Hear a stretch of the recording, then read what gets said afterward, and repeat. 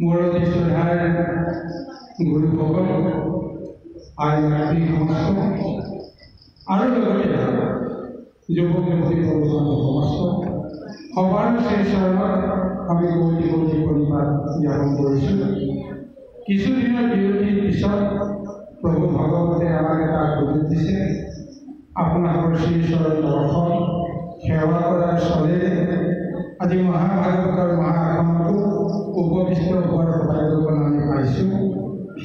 আৰু ইতিমধ্যে আমাৰ শ্ৰদ্ধাৰ ডেকা কপিলজনে সুন্দৰভাৱে আগবাঢ়ি যোৱা ভাগৱতৰ পঞ্চম স্কন্ধৰ যি মহাবংশাৱলী তত্ত্ব, মনোবংশৰ যি বংশাৱলী তত্ত্বৰ বিশ্লেষণ কৰি গৈছে, তাৰ লগতে সংগতি ৰাখি আমি পদবন্ধে মেৰুৰ যি অৱস্থান বৰ্ণন, ভাৰতবৰ্ষকে আদি কৰি কিছু কিছু অঞ্চলৰ পৌৰাণিক যিটো ঐতিহ্য, এই ঐতিহ্যৰ লগত মনোবংশৰ এক ওতঃপ্ৰোত সম্বন্ধ আছে। এই তত্ত্বটো আজি পৰীক্ষিত মহাৰাজৰ জৰিয়তে সুকমণি প্ৰশ্ন কৰাৰ চলেৰে তাৰ সমস্ত বৰ্ণনা ভাগৱতৰ মাজেৰে সন্নিৱিষ্ট কৰা হৈছে। আৰু আমাৰ বৰ সৌভাগ্য, এই ভাগৱতত আজি প্ৰিয়ৱতৰ কাহিনী ওলাইছে, প্ৰিয়ৱতৰ গুণৰ কীৰ্তিৰ কথা ওলাইছে, আৰু সেই প্ৰিয়ৱতৰ বংশাৱলীৰ কথা ক'বলৈ গৈ আজি ভাৰতবৰ্ষৰ লগতে ইয়াৰ আশে পাশে থকা অঞ্চলৰ পৌৰাণিক যিটো মহত্ব, সেই মহত্বৰ কথাখিনি বিশ্লেষণ কৰি গৈ আছে। এই গুৰু সমস্ত সুকমণি ৰজা পৰীক্ষিতে প্ৰশ্ন কৰিছে, প্ৰিয়ৱতু হৈছে যে মনোবংশৰে মনুৰ পুত্ৰ, জ্যেষ্ঠ পুত্ৰৰ নাম প্ৰিয়ৱত। সকলোৱে জানে গুৰুসকল যে চাৰিভোগ মনুৰ আদ্যমনু বুলি যাক কোৱা হয়, তাৰ 5টা সন্তান, 2জন পুত্ৰ আৰু 3গৰাকী কন্যা। আগতি প্ৰগতি দেৱভূতিৰ কথা পাইছে, আৰু পুত্ৰ 2জনৰ এজন হৈছে প্ৰিয়ৱত আৰু দ্বিতীয়জন হৈছে উত্তানপাদ। আজি এই প্ৰিয়ৱতৰ গুণৰ মহিমাৰ কথা ব্যক্ত কৰিছে। ইতিমধ্যে আপোনালোকে পাই আহিছে যে প্ৰিয়ৱত যদিও মনুৰ প্ৰথম পুত্ৰ, তেওঁ জন্মৰ পিছৰ পৰাই নাৰদক যেতিয়া তেওঁ লগ পাইছিল শৈশৱতে বা শিশুৰ অৱস্থাতে, তেতিয়াৰ পৰাই সাংসাৰিক সমস্ত বিষয় বাসনাৰ পৰা তেওঁ মুক্ত হৈছিল। ভগৱন্তৰ মহা যি তত্ত্ব, সেই মহাতত্ত্বৰ লগতে তেওঁৰ সম্বন্ধ আছে, যাৰ ফলত তেওঁ কোনো কাৰণতে ৰাজকাৰ্য কৰিবৰ কাৰণে মনত যে এটা বিষয়ে বাসনা থাকিব, এইটো কেতিয়াও সেই লক্ষণটো স্পষ্টকৈ ফুটি উঠা নাছিল। তাৰ বিপৰীতে সকলোৱে বুজি পাইছিল যে ইয়াৰ ৰাজকাৰ্যৰ কোনো ধৰণৰ গতি আৰু গতি নাই, যাৰ ফলত দ্বিতীয় পুত্ৰ উত্তানপাদকে প্ৰথমতে ৰজা পাতিব লগা হৈছিল, বিষয়ৰ সমস্ত ব্যৱস্থাটো সম্পাদন কৰিব লগা হৈছিল। তাৰ পিছতহে বহু বছৰ পাৰ হৈ গ'ল, বহু হাজাৰ বছৰ পাৰ হৈ গ'ল। তাৰ পিছতে সংসাৰৰ ধৰ্মৰ কথা চিন্তা কৰি ব্ৰহ্মাই তেওঁক উপদেশ দিছিল যে তুমি সংসাৰলৈ আহি সংসাৰিক ধৰ্ম পালনৰ জৰিয়তে সৃষ্টিত তোমাৰ যিটো মহাশক্তি, সেই শক্তিটো তুমি বিভাজিত কৰি জগতৰ কাৰণে প্ৰদান কৰিব লাগিব। গতিকে সেইকাৰণে তুমি সাংসাৰিক হ'ব লাগিব, ৰাজকাৰ্য তুমি চম্ভালিব লাগিব। যদি গুৰু ৰজা হ'ব পাৰে, যদি বৈষ্ণৱ ৰজা হ'ব পাৰে, ভকত ৰজা হ'ব পাৰে, তেতিয়াহ'লে প্ৰজাসকলৰ কেনেকুৱা এক সৌভাগ্য হ'ব। ঠিক এনেকুৱা বুজি পাই প্ৰিয়ৱত ৰজা হ'বলৈ সন্মত হ'ল, আৰু ৰজা হৈয়ে তেওঁ অলৌকিক যিটো শক্তিৰ মহিমা তেওঁ প্ৰকাশ কৰিছিল।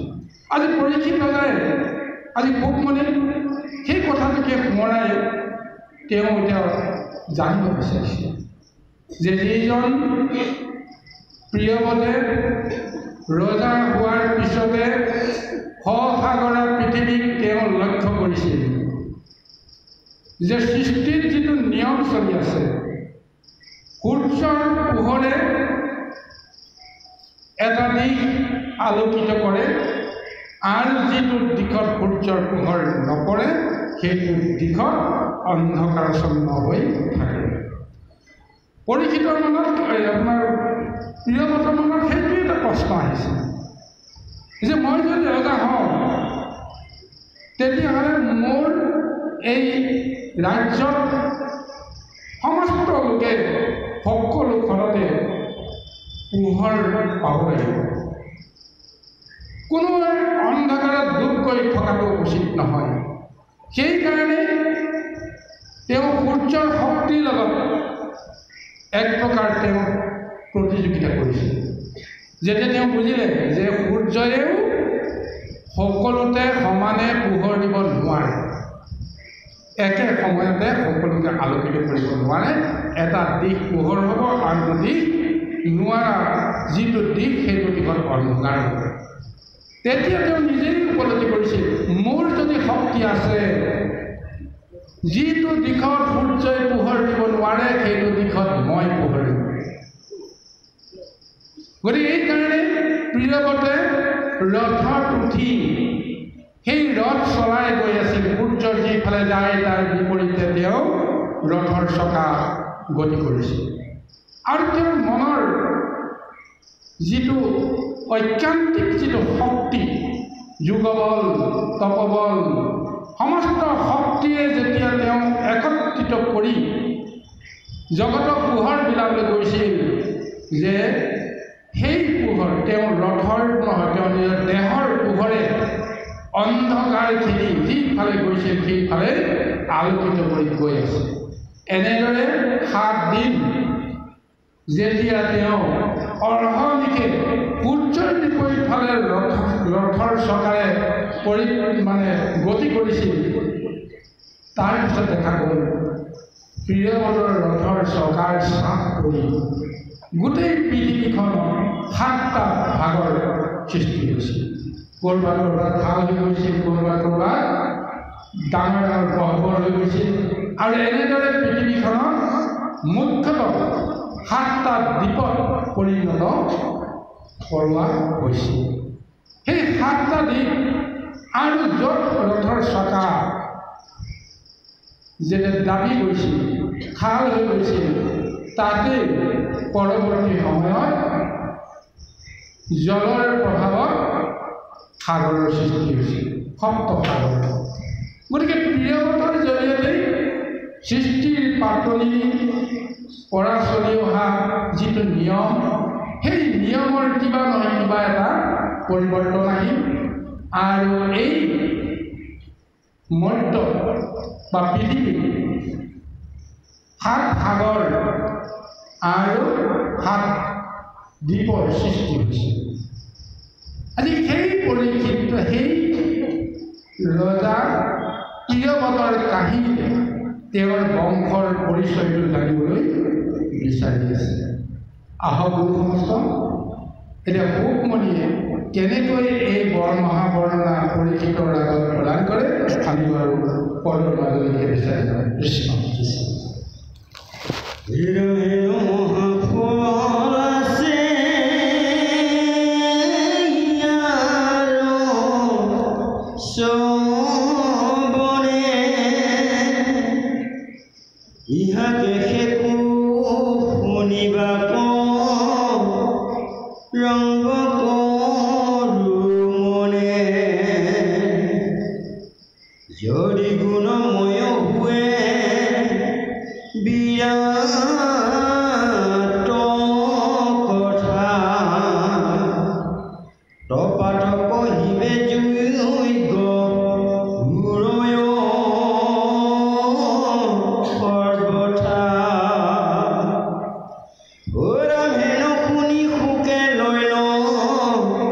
কহিবে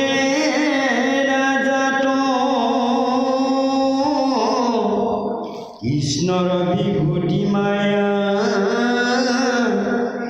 গুণ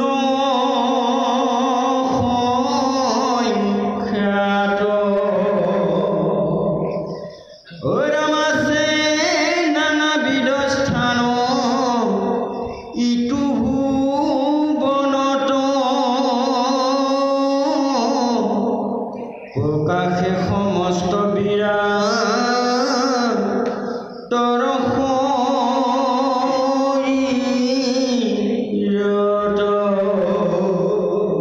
পৰীক্ষিত মহাৰাজে পোকমণিৰ পৰা যি মহাভাগৱত শ্ৰৱণ কৰি আছে, গ্ৰহণ কৰি আছে,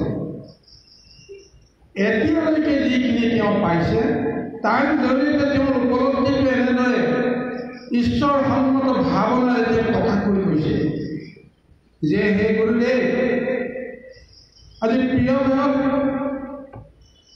তেওঁ এজন মহাভক্ত, মহাবৈষ্ণৱ, তেওঁ যি ইচ্ছা কৰে সেইটোৱে সাধন হ'ব পাৰে। আৰু তেওঁ যেতিয়া গোটেই জগতখনকে সৰ্বখনকে পোহৰ কৰিবলৈ বিচাৰিছিল তাৰ ফলত 7 সাগৰ 7 দ্বীপৰ সৃষ্টি হ'ল। আৰু সেই দ্বীপবিলাকত নানা ধৰণৰ গছ লতিকা সম্পদে জাতিষ্কাৰ কৰি এক মহাৰূপ লৈছে। প্ৰকৃতপক্ষে প্ৰকৃতিৰ যদি ৰূপ হয়, প্ৰকৃতিৰ ৰূপ হ'লেও পৰম প্ৰভু ভগৱন্তৰ স্থূল ৰূপৰ ই এক মহা অলংকাৰ। ভগৱন্তে এক স্থূল ৰূপ লৈ সমস্ত সৃষ্টিতে তেওঁ আলোকিত কৰি আছে নিজকে। আৰু সেই প্ৰভু ভগৱন্তে সৰ্বময় কৰ্তা হিচাপে এক মূৰ্তি ধাৰণ কৰি আছে, যিটো মূৰ্তি অন্তৰ্দৃষ্টিৰে আধ্যাত্মিক তত্ত্বৰে পৰীক্ষিতে বুলিবলৈ সক্ষম হৈছে। আৰু সেইকাৰণে পৰীক্ষিতে এতিয়া ভোগদেৱক কৈছে, ঈশ্বৰৰ ঋতু স্থূল বিৰাটৰ ওপৰত প্ৰৱেশ কৰোৱা মন শুনন্তে হয়, সূক্ষ্মতম ব্ৰহ্ম বাসুৰ দেৱত সদায় কিছু কিছু পৰিমণ প্ৰৱেশিবে যায়। যিজন নিৰাকাৰ পৰম ব্ৰহ্ম, সেইজনৰ স্বৰূপটো উপলব্ধি কৰিবৰ কাৰণে মই আজি বাহ্যিক যিটো বৰ্ণনা, মনোবংশৰ বৰ্ণনা, তাৰ লগতে প্ৰিয়ৱদেহেন এক মহাভক্তৰ মহাশক্তিৰ বৰ্ণনাৰ জৰিয়তে তেওঁ কৰ্মলীলাৰ মাজেৰে মই প্ৰভু ভগৱন্তৰ বিৰাট স্বৰূপটোকে মই উপলব্ধি কৰিবলৈ যত্ন কৰিলোঁ। আৰু এইখিনি কথা শুনাৰ পিছত লাহে লাহে মোৰ মন নিশ্চয় প্ৰভু ভগৱন্তৰ নিৰাকাৰ পৰম ব্ৰহ্মৰ হৃদয়ৰ লগত কিবা নহয় কিবা প্ৰকাৰে সম্পৃক্ত হৈ যাব পাৰে। গতিকে এইকাৰণে তুমি মোক ক'ব লাগে, কাৰণ ঈশ্বৰৰ কথা শুনা, ঈশ্বৰৰ পৰম ভক্তৰ লীলাৰ কথা শুনা একেই ফল। আৰু সেই ফল মই কেনেকৈ পাম? হেন মহাফল আছে ইহাৰ শ্ৰৱণে, ইহাকেহে শুনিবাকৰ ৰংগ কৰোঁ মানে। যদি গুণময় হোৱে বিৰাটৰ কথা, তথাপি কহিবে যোগ্য উভয়ো সৰ্বদা। তেওঁ পুনৰ সুকমণি কৈছে যে এই শ্ৰৱণত মোৰ এক মহা ফল হ'ব, আৰু এই মহাফলৰ কাৰণে মই আনন্দ মনেৰে মই প্ৰতীক্ষা কৰিছোঁ। যদিও এই ৰূপবিলাক, বৰ্ণনাবিলাক যদি গুণময় হয়, তেতিয়াহ'লেতো মই গুণময় হ'লে এতিয়া সংসাৰৰ পৰা মই নিস্তাৰ নাপাম। যদিহে প্ৰকৃততে গুণময় লীলাৰ মাজত আমাৰ নিজৰ মন আৰু বুদ্ধি যদি আমি বান্ধি ৰাখিব লগা হয়, কিন্তু ঈশ্বৰৰ তত্ত্ব, ঈশ্বৰৰ সম্বন্ধ, ইয়াক গুণৰ ব্যৱস্থাৰ মাজেৰে নিশ্চয় এক মহাফল আমি লাভ কৰিম। আৰু প্ৰভু ভগৱন্তে আমাক সেই মহাফল প্ৰদান কৰিব। গতিকে সেইকাৰণে কোৱা হৈছে, যদি গুণময় হৈ বিৰাটৰ কথা, তথাপি কহিবে যোগ্য উভয় সৰ্বদা। কৃষ্ণইতো ভগৱন্তেতো যিবিলাক লীলা কৰে, নিৰ্গুণ লীলাটো কেইটা কৰিছে কোনে বুজিছে? যি লীলা কৰি আছে তেওঁলোকে গুণলীলাই কৰি আছে, নহয় নহয়? প্ৰভু ভগৱন্ত কৃষ্ণই গুণৰ মাজেৰে লীলা কৰি তেওঁৰ মহৎ ৰহস্য তত্ত্ব কৰ্মৰ মাজেৰে তেওঁ ভক্তক মহাজ্ঞান আৰু তত্ত্বৰে বিশ্লেষণ বা বুটলি দি আছে। গতিকে এইকাৰণে কৈছে যে ঈশ্বৰৰ গুণলীলা শুনাও, ঈশ্বৰৰ গুণলীলা পাব পৰাটো এটা পৰম ভাগ্য। তাৰপিছত আনন্দ মনেৰে সুখমণিয়ে এতিয়া ক'বলৈ আৰম্ভ কৰিছে যে হেন শুনি সুখে লৈ ল কহিবে দাদাতক কৃষ্ণৰ বিভূতি মায়া গুণ অসংখ্য আছে দাদা বিধ স্থান এইটো ভুৱনত প্ৰকাশে সমস্ত লীলাকৰ হৰিদৰে। কি মহা আধ্যাত্মিক পাৰমাৰ্থিক তত্ত্ব সন্নিৱিষ্ট কৰি এতিয়া পৰিচিত ক'বলৈ গৈ আছে। এতিয়া লৌকিক বৰ্ণনাটোৱে দিবলৈ পৰিচিতে প্ৰশ্ন কৰিছে যে প্ৰিয়ৱতে ৰথৰ চকাৰে 7 দ্বীপ সৃষ্টি কৰিলে, সেই 7 দ্বীপৰ মহাৰহস্যৰ কথা মোক ক'ব লাগে। তাৰ ভিতৰত এতিয়া প্ৰথমতেই সুখমণিয়ে কৈছে যে যি ৰূপ দেখিছা প্ৰকৃতি এয়া আনৰ নহয়, স্বয়ং প্ৰভু ভগৱন্তৰে তাৰ ৰূপ। গতিকে তেওঁ স্থানে স্থানে যি ৰূপ লৈছে, তেওঁ বিৰাট ৰূপৰ বিৰাট শৰীৰৰ ই এটা এটা অলংকাৰ বুলি তুমি কৰিব নোৱাৰিবা।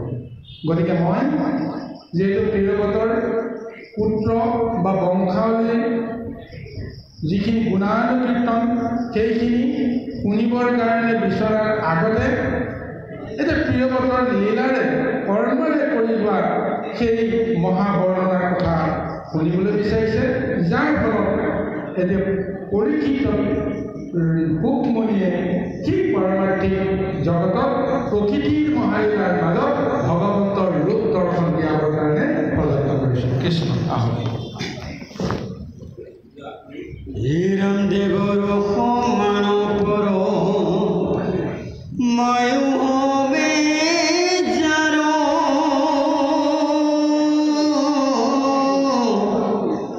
খাব শেষে নামৰ ৰূপ কহিব ইহাৰ সিও পুৰুষেৰ গন্ত কৰি তেন পায়ে আনজনে কৈত আৰু কহিবা পায়ে অ ৰাম হেন ইটো ভূগোলৰ বিচাৰ পঠান নাম ৰূপ লক্ষণ কহিব খ্যান সাৱধানে শুনা কৰি মনটো সন্তোষ ইটো ভূমিখান জৈন হৈল পদ্ম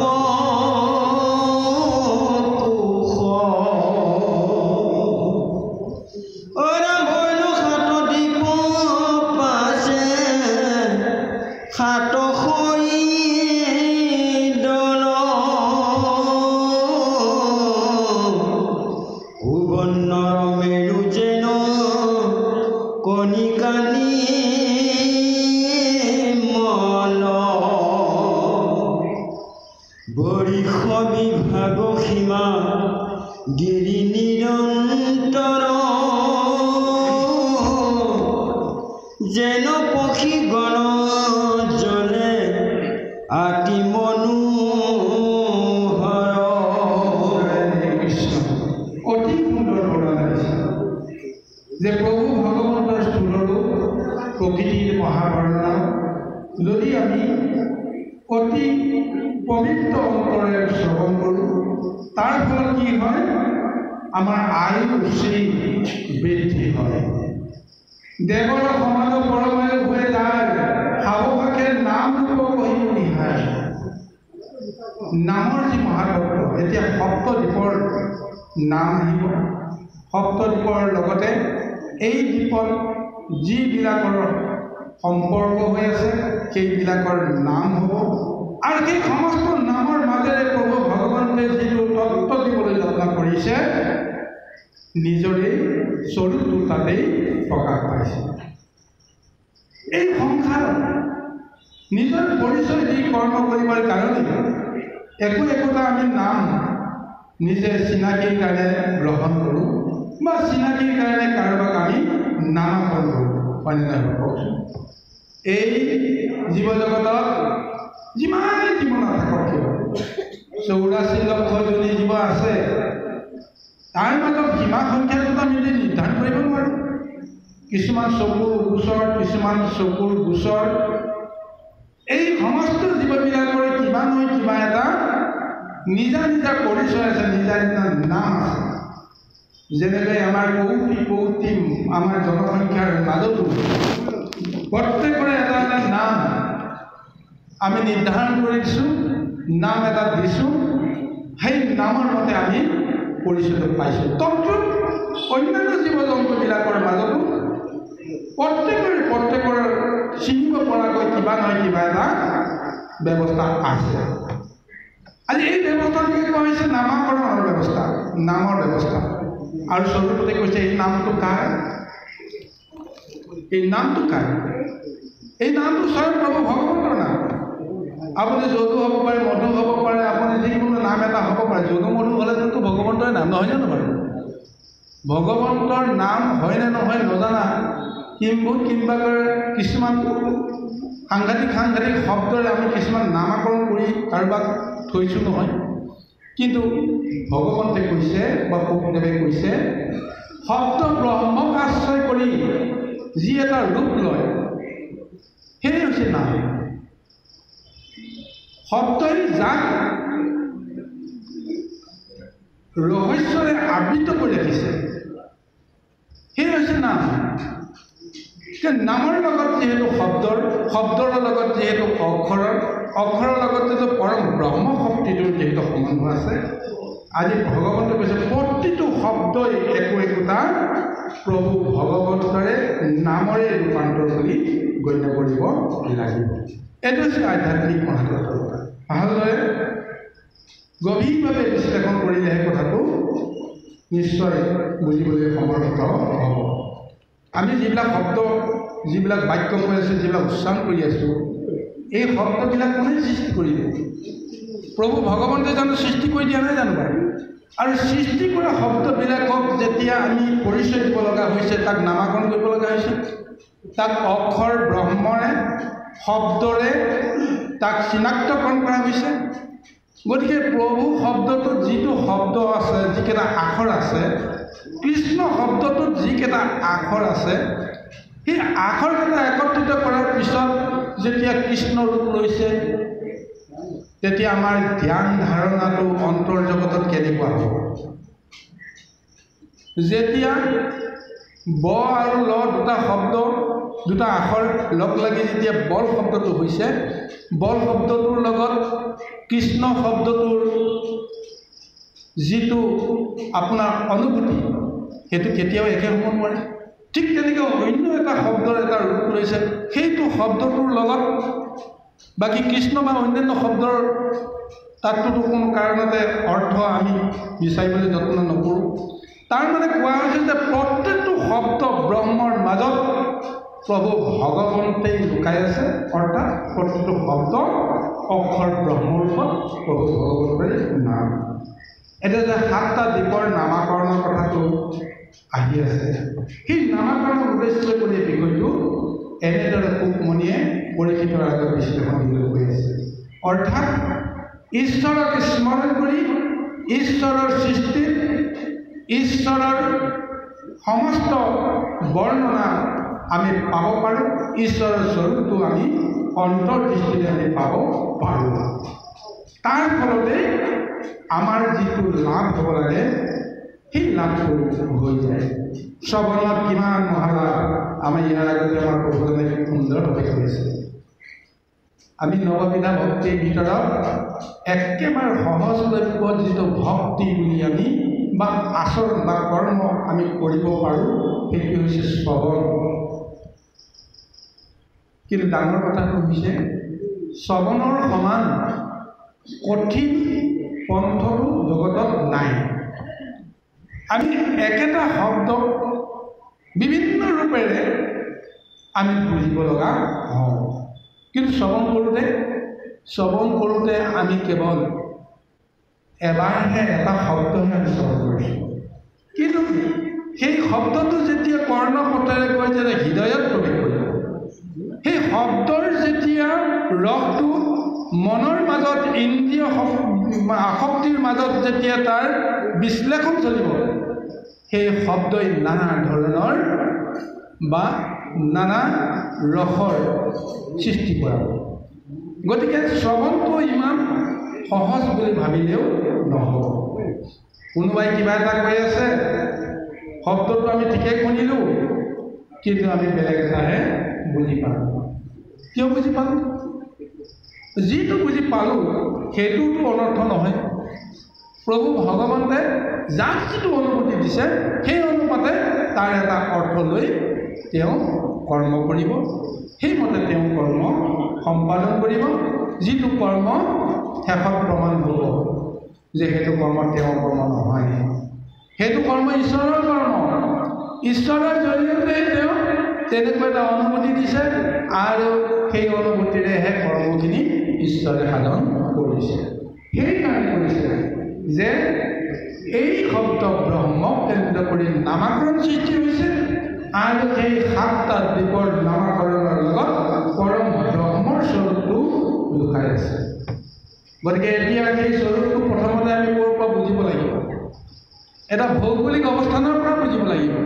ক'ত কি আছে, ক'ত কি কিয় বিখ্যাত। আমি সাধাৰণতে ভূগোলত সেইটোকেই আমি প্ৰথমতে আমি শিকিছিলোঁ, নহয় জানো? যেতিয়া আমি প্ৰথম ভূগোল শিকিব বিচাৰিছিলোঁ তেতিয়াতো সমাজবিদ্যা বুলি কোনো এটা ছাবজেক্ট নাছিল।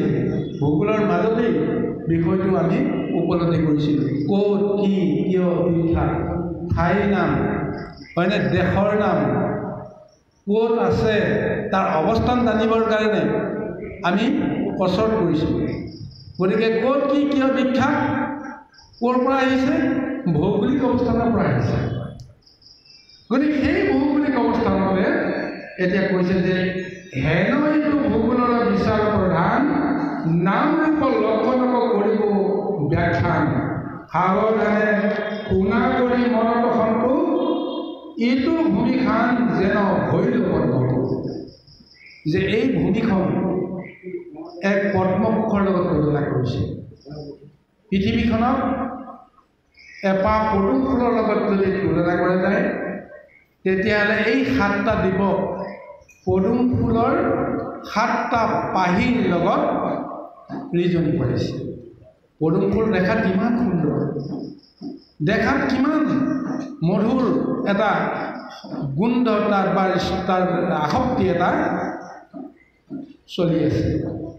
আৰু সেই আসক্তিতে এতিয়া পৃথিৱীকো সপ্ততি বা পৃথিৱীকো এক সৌন্দৰ্যৰ দৃষ্টিৰে বিশ্লেষণ কৰিছে যে 7 পাহি ফুলৰ পাহিৰ দৰে, পদ্ম ফুলৰ পাহিৰ দৰে প্ৰকৃতিৰ এই স্বৰূপটো তুমি উপলব্ধি কৰিব লাগিব। সুবৰ্ণৰ মেৰুৰ কণিকা নিৰ্মল, বৰিষ বিভাগ সীমা গিৰি নিৰন্তৰ, হে যেন পক্ষী গণ জলে অতি মনোহৰ। যে এই মহা সুন্দৰ যিটো পদ্মফুলৰ যিটো স্বৰূপ, তাৰ কৰ্ণিকাত যদি জল আৰু পক্ষী এক বিচৰণ চলে কিমান এক সুন্দৰ দৃশ্য এটা পৰিস্ফুট হয়। এই সংসাৰৰ জগতত আজি প্ৰভু ভগৱন্তে ঠিক এনেদৰে শক্তিৰে প্ৰিয়ৱতৰ জৰিয়তে হওক বা আনৰ জৰিয়তে হওক, যেনেকেই নহওক সমস্ত কৰ্ম তেওঁৱে কৰোৱাই আছে। অৰ্থাৎ আমি এতিয়া কৰ্তৃত্ব দিছোঁ কাক বা কৃতিত্ব দিছোঁ কাক? প্ৰিয়ৱতৰ তেওঁৰ ৰথৰ চকাৰ জৰিয়তেই সাত সাগৰ সাতটা দ্বীপৰ সৃষ্টি হ'ল। কিন্তু সেই সমস্ত কৰ্ম কোনে কৰাইছে? স্বয়ং প্ৰভু ভগৱন্তে প্ৰিয়ৱতৰ জৰিয়তে কৰাইছে। অৰ্থাৎ ভগৱন্তে কৰা মানে প্ৰিয়ৱতে কৰোৱা, প্ৰিয়ৱতে কৰা মানে ভগৱন্তে কৰোৱা। এই তত্ত্বটো আমি বিশ্লেষণ ল'ব লাগিব, যিটো সুকমণিয়ে দি আছে পৰিষদৰ আগত। কৃষ্ণ কোনোবা সেৱা কৰিব বোলে আশীৰ্বাদ দি দিব।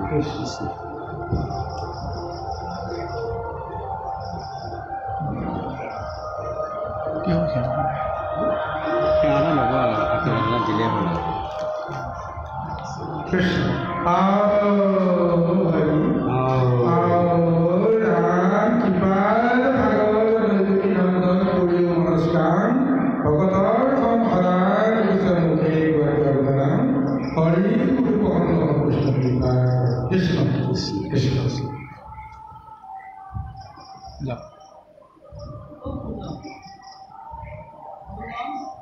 কৃষ্ণ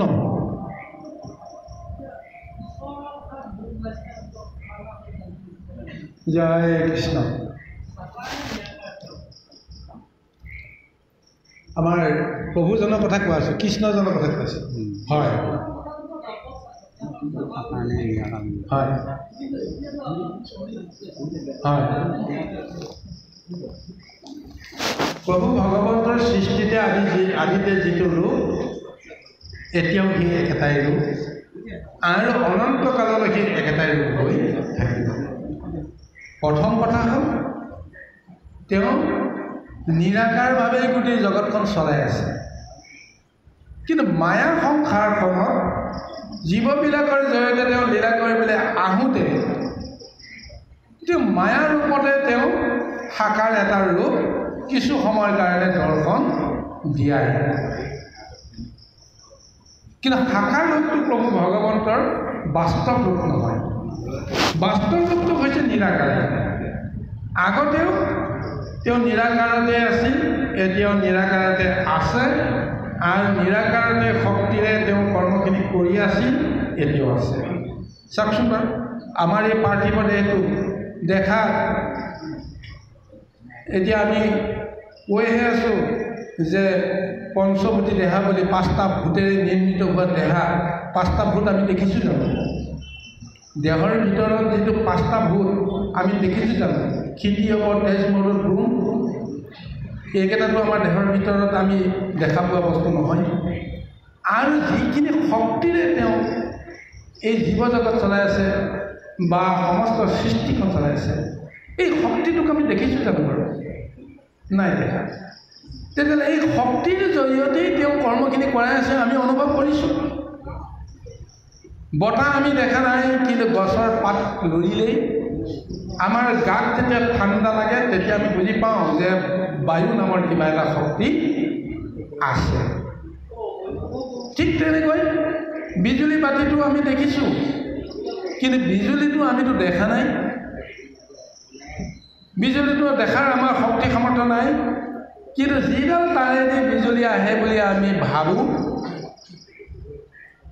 এখন বৰ্ডৰ লগত, ছুইচ বৰ্ডৰ লগত তাক আমি সম্বন্ধ কৰি থৈছোঁ আৰু আমি ছুইচটো দিয়াৰ লগে লগে যেতিয়া বাল্বটো জ্বলে আমি বুজি পাই যাওঁ যে ইয়াত বিদ্যুৎ শক্তিটো আছে।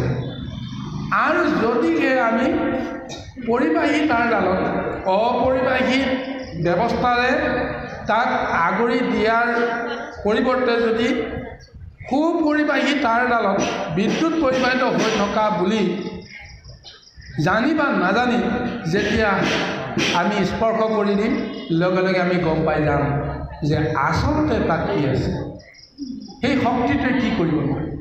গতিকে এই শক্তি প্ৰভু ভগৱন্তৰে শক্তি বুলি আমি ক'ব লাগিব। জলৰূপী নাৰায়ণ বুলি কৈছে, জলৰ ৰূপতে প্ৰভু ভগৱন্তে মহাশক্তি লৈ আছে। জলৰ পৰাই সমস্ত শক্তি প্ৰভু ভগৱন্তে সৃষ্টিখন আৰম্ভ কৰাইছে।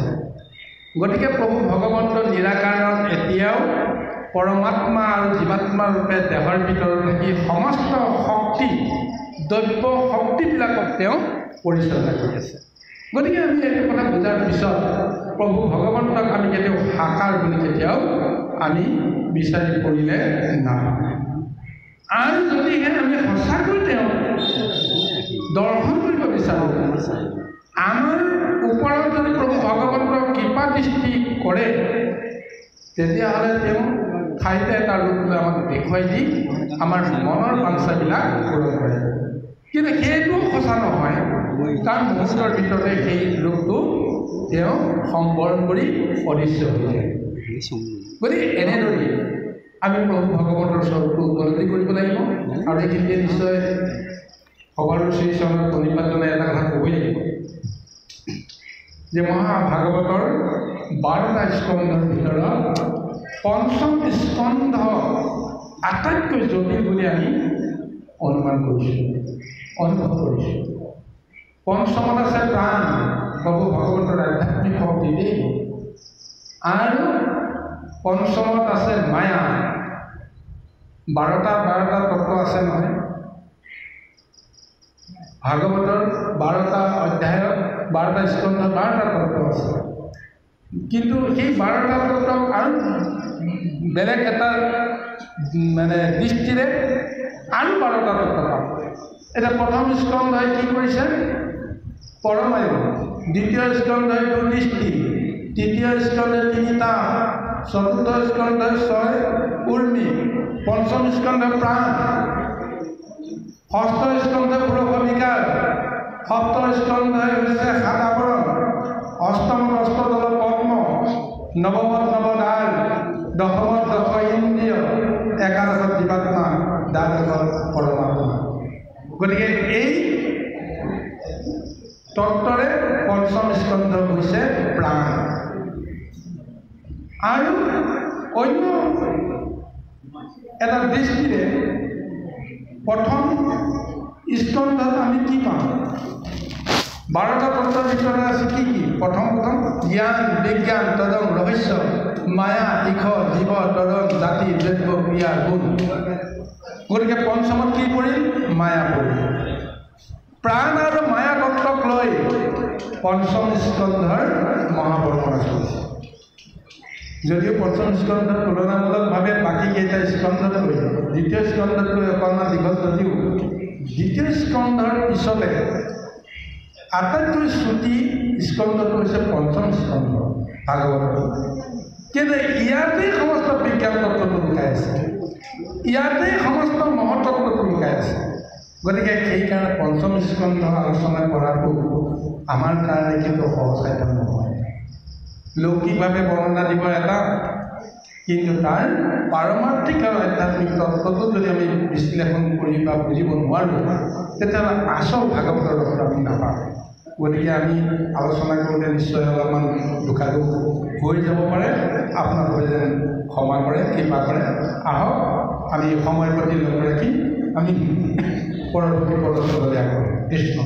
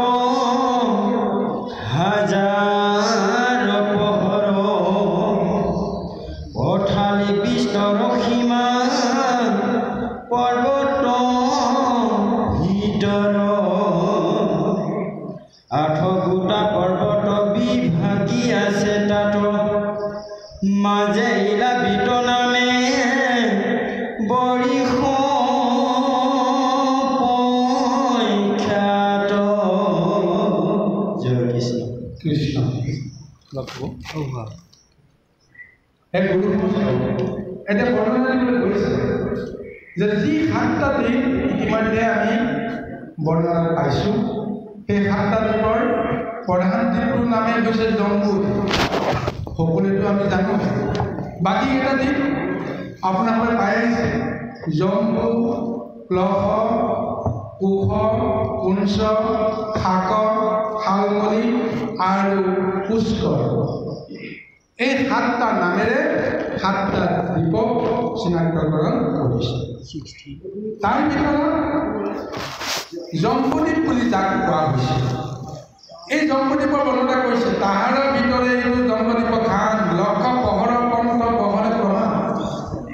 আমাৰ ভাৰতবৰ্ষক আমি যিখনত আমি আজি জন্মগ্ৰহণ কৰিছোঁ, এই ভূমিখণ্ডক ভাৰতবৰ্ষ বুলি কৈছে। আৰু এই ভাৰতবৰ্ষতেই প্ৰকৃতপক্ষে জম্বুদ্বীপৰ যিটো পৰিচয়, সেই পৰিচয়টো আমি পাওঁ। ইয়াকে কৈছে যে ইয়াৰ এটা বৰ্ণনা দিছে, দিশ আৰু প্ৰস্থ কিমান, লক্ষ পহৰৰ পন্থ বহলে প্ৰমাণ, সমান বৰ্তুল পদ্ম পত্ৰৰ অন্যয়, তাতে নৱ পৰিসৰ বিভাগ আছে। এই জম্বুদ্বীপত ইমান সুন্দৰভাৱে আহল বহল, লক্ষ পহৰ দীঘল আৰু বহল এক মহা ভৌগোলিক পৰিসীমা আছে। আৰু ইয়াৰ মাজেৰে নৱ পদ্মপত্ৰৰ দৰে আলোকিত হৈ সৌন্দৰ্য প্ৰকাশ কৰাৰ 9খন ঠাইৰ কথা উল্লেখ কৰিছে। নৱ পৰিসৰ কথা উল্লেখ কৰিছে। 9টা ভাগত বিভক্ত হৈ আছে জম্বুদ্বীপৰ বৰ্ণনা। আজি সেই 9টা গোট বা নৱবৰিশ যাক কোৱা হৈছে, সেই নৱবৰিশৰ বৰ্ণনা এতিয়া ক'বলৈ গৈছে। তাৰ ভিতৰত কি হৈছে, 8টা পৰ্বত বিভাগী আছে, তাত মাজে ইটাৰ ভিতৰত বৰিশ প্ৰখ্যাত। আৰু এই নৱবৰিশত 8টা সুউচ্চ পৰ্বতে গিৰিয়ে ইয়াত শোভাবৰ্ধন কৰি আছে, বা এই 8টা মহাপৰ্বতে নৱবৰিশক বিভাজিত কৰি আছে।